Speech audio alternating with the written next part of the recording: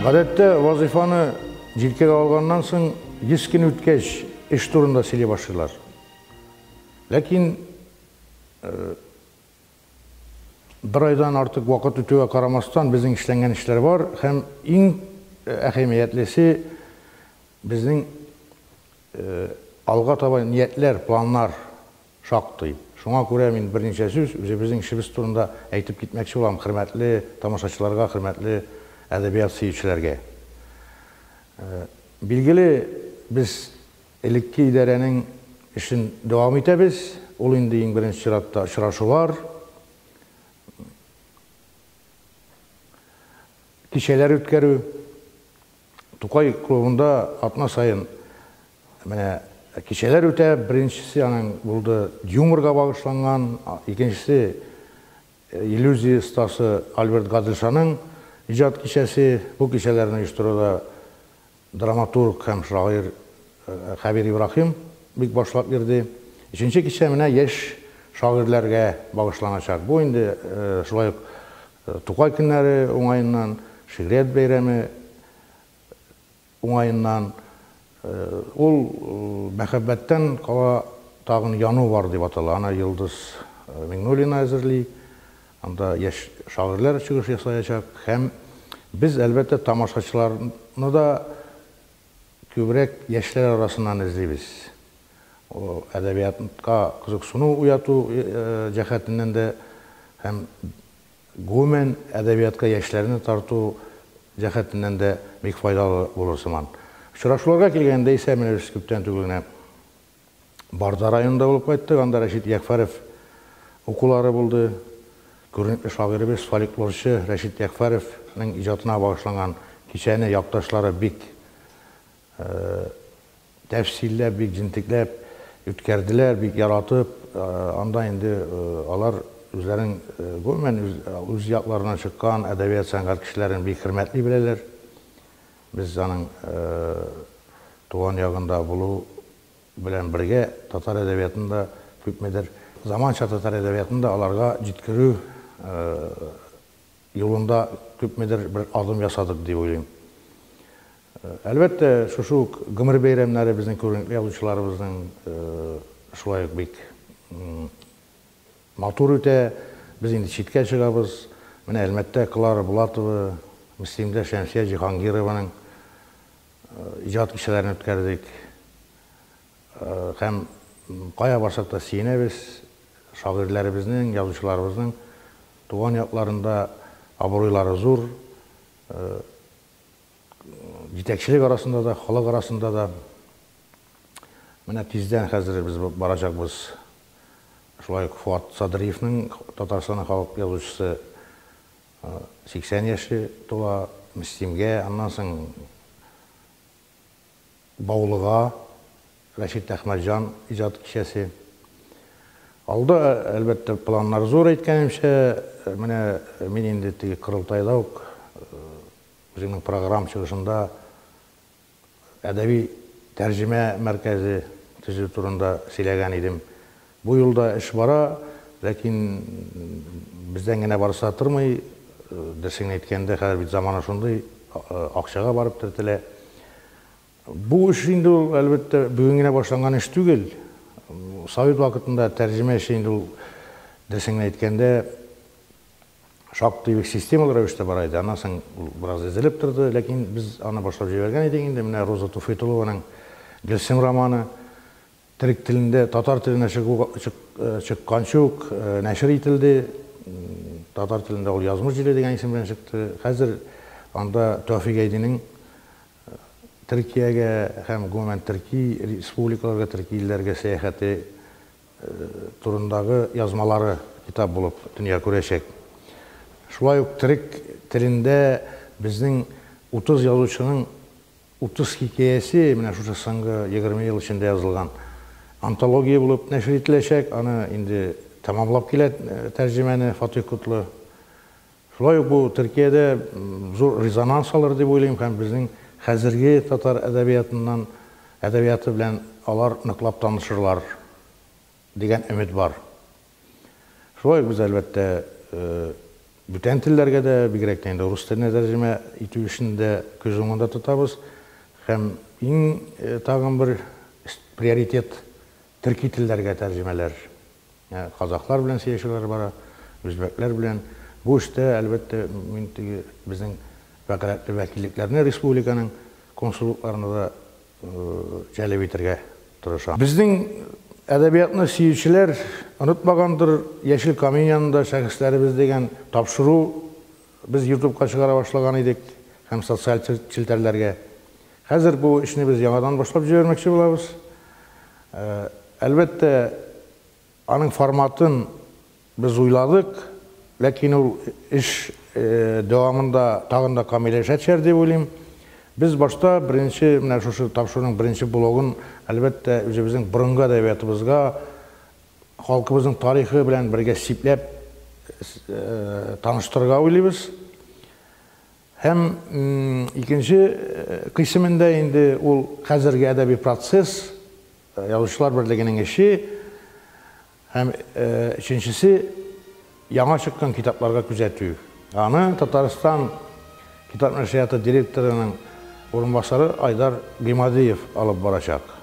Борынгы әдәбиятка килгәндә исә безнең халкыбызның тарихы, әдәбиятыбызның тарихы белән таныштыруны беренче нәүбәттә әлбәттә безнең күренекле галимыбыз Хатип Миңнегулов башлап җибәрә һәм аңа шушы юнәлештә эшләүче безнең бүтән белгечләребез дә, язучы шагыйрьләребез дә кушылыр, Аллаһ риза.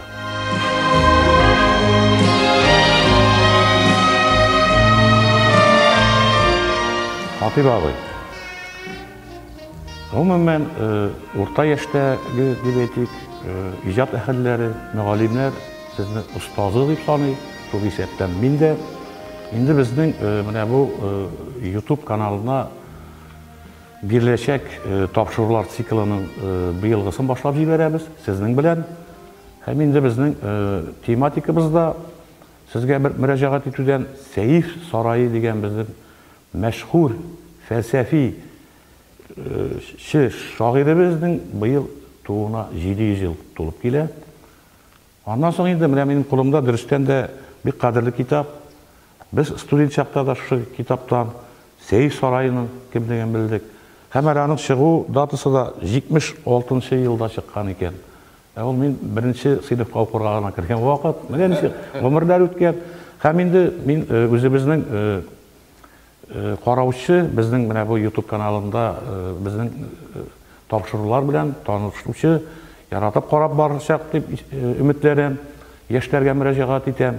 Менә искермәс Сәйф сарайыны төп белүче, төп белгече, галиме сез булгансыз, Хатип ага. Һәм инде минем сүземдә менә шу зыялы яшьләребез Сәйф сарайыны менә белсеннәр өчен, аларга гади тел белән аңлатканда кем булган ул безнең Сәйф сарайыбыз? Сүзне башлыйсым килә минем шушыннан, менә безнең халкыбыз татар. Шушы бүгенге татар халкының тарихи нигезе ул күптәннән килә. Яңа эра кадәр фәлән мең еллар элек яшәгән Кытай чыганакларында күп мәртәбәләр телгә алынган татар кавымы. Biz ondan tiliyizmi, tilemiyizmi, bizning халык şuşu burungu Türk Tatar kavmi bilen beylenişli. Ama vakitlar uzağa vargan sayın özgeriş, o tabii hal. Şimdi mene Tatar ismi çağıştırmaşa untulup dursa da Türkiye ismi Bulgar, Xəzər, anda başka Uğuz, Kıpşaklar. Lakin bunların arasında mene şuşu biz de kilgenbiz. Başka Türkiye'ler bilen birge. Hem tabi mene kızıklı şunsa Altır Urdaş yılında biz yine mene Tatar bulup uyuşağız. Elbette ilik de var anda. Şuşu burungu Tatar negizinde üzeri de Tatar bilen beylenişte bulgan, indi burungu Tatar kavim bilen beylenişte bulgan. Lakin ayrılıp da durgan. Şimdi Xəzər, Kıpşak, Bulgar hem başkalarına şimdi kumanlar şuşlar negizinde hem elbette üzekte kilgen Tatarlar indi Altın Urdaş yılında bizim halkımız ikinci mertebe şuşuna yine tegi Tatar isimlendir yağa meşhur olan. Hem bu Altın Urdaş yılına varayım. Hem Altın Urda mağlum bulgancha 2 asır boyuna yaşaydı. 1240 yıllardan 1440 yıllarga kadar. Bunu şartlı rəvişdə alınan, onun tüzülüğü, Şıngız paxıqları, Batı Xan paxıqları başqalar bilen beyli. Hem onda şunday zor imperiyalar sürer. Birisi Şıgıtay ulusu Urta Aziyada. Ondan şimdi hazır bunda Juşi ulusu Altın Urda. Hem ondan başka, hem mine şuşunda Altın Urda'nın zor teritorini bilevi, onun Künçıgış Avrupa, Künbatı Aziya, hem şuşunda Tatar halkı formulaşa, elbette bir de türlü kavimler yaşıyor. Şimdi bunlar arasında nelerden başka mine Kafkas, Slavyan halkları da var. Hazırki Türkilerinin, Kazaklarının, Başkırtlarının, Uzbeklerinin de bilgili bir derecede ebi babalar beylenişli. Lakin Altın Urda'nın tip halkın hazırki Tatarlarının ebi babaları teşkil eder. Bunu hiç de Kazan, Tataristan Tatarı bilen ne tutarga yaramay. Bu indi hazır bunda Astrakhan Tatarı da, Penza Tatarı, Arimbur, Şilebi, Sibir Tatarı başkalar kire. Mine şuşu. Hem şuşu şurada mine Tatar yazma tili, kim taralışta var, ona tipli işe başlagan, nelerden Pulvalilerinin kıssayı sıkları yazılgan başkalar, hem birden bu tilini hiç de umum Türkiye dil değil, evvelki eski Tatar tili. Biz bunu ağız tuturup eytirge deyişmiz. Hem bunun tip halkın indi bu şurada yaşayan Tatarının hazırki şuşunday evi babaları eski burunlu Tatarlar teşkil etti. Umumen İdil boyu Tatarlar deyip etsek. İdil boyundağına tugul bizden Ural boyu. Sibir Tatarız şuşundan indi. Hem bu şırda bizden indi türlü edebiyat bir nokta gidiyor. Hem tamam bir momenti var. Altın Urda ve şehirler oturak durmuş üstünlüğüydü. Hem bizim ustadımız Hatibi Osman'ın şuşunday her vakit iskertlerdir ol. Bunu başkalar da delildi. Utraq tırmışda yaşayan, şehir tırmışda yaşayan kişi indi kalıp yazma kültürünü birinci planda koyar. Hem bizde şuşlu kalıpның ihtiyacını yazma kültürü kanaatlendirir. Folklor da var. Lakin indi kayıtlarda kuşma tırmış, onlarda folklor koy. Bütün birden de atıp bulmayın. Eğer de şimdi yazma kültürden biz alga gitsek, bizde folklor mesela Kazaklıkına, Kırgızlıkına kararında bizim kayıtçırak. Un yağından, bütün birden atıp bulmayın. Hem bu şırda birek de 14. yüzyılda edebiyatımızın bayağı okumuşlarga erişer. Bir yakta elektriki, şuşunday burungu tradisiyalar devam ettiriler. Ondan umumdaki Balasağunuylar, Ahmet Yüznek, Ahmet Yeseviler, Bakırganıylar, şuşunday onların tradisiyalar. İkinci yaktan şerik klasikisi. Yani hazırki şuşundan o vakta Gareplerinin, İranlılarının, İran Farsı halklarının şuşundan edebiyatları, ruhi kültürleri bizge nıp yığıntıyası. Çünkü din urtak, İslam dini, grafiki urtak, Garep harfleri, aralaşılar bulup dura. Şuşlar arkasında hazır nelerden indi onlardaki nıp üsken edebiyat, nıp üsken kültür bizge gerekir. Hem bizde Garep Farsı tilin biri o ziyallık bilgisi itip varılgan. Hem Altın Urda şırında bu şahti görünür. Bir yaktan özünün iliki tradisiyalar, ikinci yaktan şerifinin Farsı, Garep tradisiyaların, klasiksin kazanışlarını faydalanırlar. Bu şırda bizim indi icat etken ehillerimiz şahti kup, indi alan bir kişigine mağlum, mesela Allah arasında Kutup, bir de zor figürü, 1342 yılında onun yazmak üzere veşirini, dil stilinin kamilliği bile ona dinleşirlik elimizin edebiyatta var mıydı? Şu tipli kamillik. Ondan sonra Mahmud Bulgar'ın Neşril Paradisli, Bulgar şehirinde tuğan, şunda yetişken, sarayda yaşar, şunda ömür geçirgen. Ondan ataklı Hisam Katip, onun Cimcime Sultanı. Hem bu edebiyatının en yukarı noktası deyip karılarında Seyir Sarayı. Kızgani Seyir Sarayı'nın bizge bir ürüş eserlerine bilgiler. Elekike ediplerinin ve köpçiliğinin kadir şuşundan tuğan ülgen yılları, urunları bilgili tügü. Kaybırlarının bilgili. Mesela Mahmud Bulgar'ın, Bulgar'da tuğan biz biliriz. 1360 yılının 24. Mart'ında vafat oldu. Ansında bilir. Bundalar seyrek. Seyir Sarayı'nın şu şiirleri arqılığına biz biliriz. O bir şiirindeydi. Kamışlı yurt benim tuğan ilim idi. Bilim, gurbetke yani koşup giderge mecbur etken bilim idi. Kilip buldum sarayda şiir fidayı, sarayının şairi ilmin gıdayı. Ягъни моның инде бу шигырь шушны күрсәтә, шагыйрь Камышлы төбәгендә туган. Камышлы шәһәре урта гасырларда теркәлгән Европа латин хәрефләре белән Камышлы хәзерге Камышын тирәсе урта ел. Димәк, башка урыннарга нисбәт итү бар, ләкин күпчелек фикер фәндә шунда кирәкләр. Алтын Урданың башкалар сарайга килә, билим ала, шагыйрь буларак таныла. Һәм аннан инде менә мәгълүм ки 60-нчы, 14нче гасырның 60-нчы, 70нче елларында Нидә, монда ыгызыгы тәхет өчен көрәш башына шума шире тарала, бераздан моңа өстәле Аксак Тимернең афәтле пахутлары, шуның аркасында күп кенә кешеләр инде башка ерләргә күчеп, качып китәргә мәҗбүр була. Булар арасында әлбәттә Сәйф сарае да бар. Ул лайды. Үсеп туфрагын үзрә нәйзәләр, бән әүдин пайрылдым. Ватан дин нишан улдым да үзгә йортка әверелдем. Ничек Худай җәвр әйләде, кандай гынахым бар, илаһи әйлә кәм җәврин илгә садык кул ирдем. Ягъни сөңгеләр үткә сугыш булгач мин илемнән аерылдым.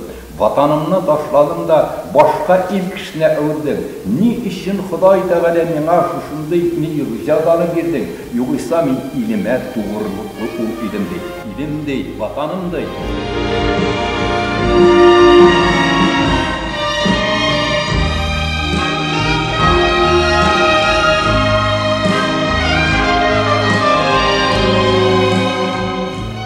Yeşil Камин yanında Şirat'ta qonağımız Tataristan Kitap Nəşriyyatının general direktorunun birinci basarı Oydar Mars Rimaliyev.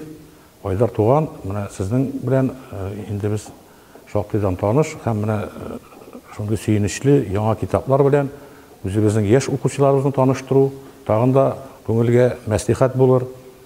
Umuman Tataristan Kitap Nəşriyyatında yangi kitaplardan nindi kitaplar bilen tanıştıra olasiz. Соңгы вакытта Татарстан Kitap Nəşriyyatында чынлап та кызыклы, мавыктыргыч, мәгънәле, эчтәлекле, тирән эчтәлекле китаплар чыкты.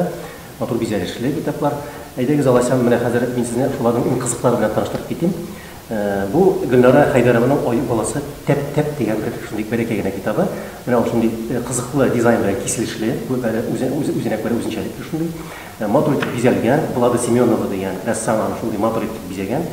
Һәм бу менә кичкенә сабый булган әтиянигә рәхәтләнеп, йокалганда булсынларда, яткан вакытта булсынлар, аны мавыктыргыч шундый татар телендә телебезгә өйрәтер өчен bir шушындый күңелле генә китап.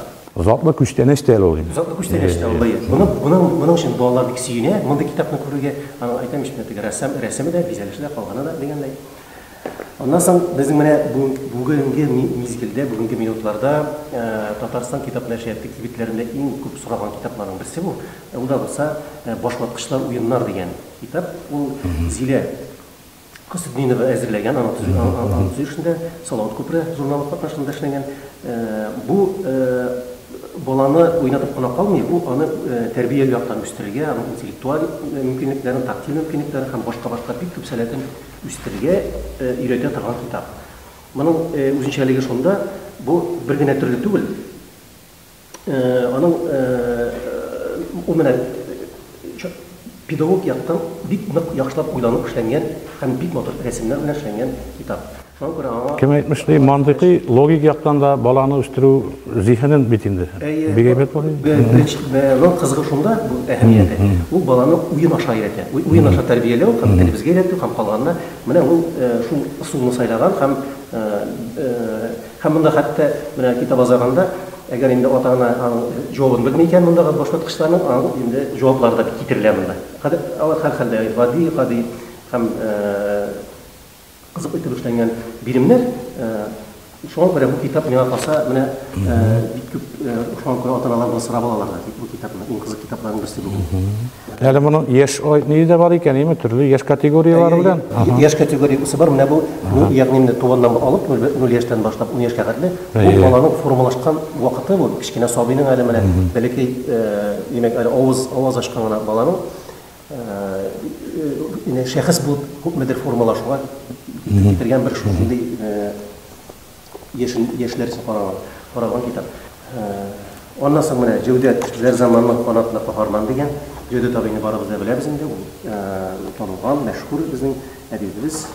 Anı şulayıb bir köngüllü maşara bu кырмыскалар турында монда игътибар тигез берничә аның монда әсәр иттерелә, берничә шигырьгә салынган шушындый кызыклы мавыктыргыч китап. Шулай күңелле булыр. Һәм сездә Айдар рәссамнар да хәзер яшь рәссамнармы, кемнәр китап бизәү бит инде ул шактый катлаулы эш. Чынлап та менә бу бездә генә түгел Татарстанда, гомумән Россиядә дибетсек тә була рәссамнар темасы, рәссамнар проблемасы ул чынлап та зур. Әмма без алар белән эшләйбез һәм безнең гомумән Татарстанда рәссамнарыбыз бар. Чагыштырып караганда, тирә республикаларда чагыштырганда без горурланып әйтә алабыз. Үзебезнең рәссамнар алар безнең монда тәрбияләнгән, монда үскән. Әлбәттә инде без калган бүтән төбәкләрдәге рәссамнар белән дә эшлибез. Ни өчен әйтүем, язучы яза, аны кем әйтмешли, укучыга матур иттереп, төреп, сыйфатлы сурәт белән тапшыру бермә-бер нидә күтәрә бит ул.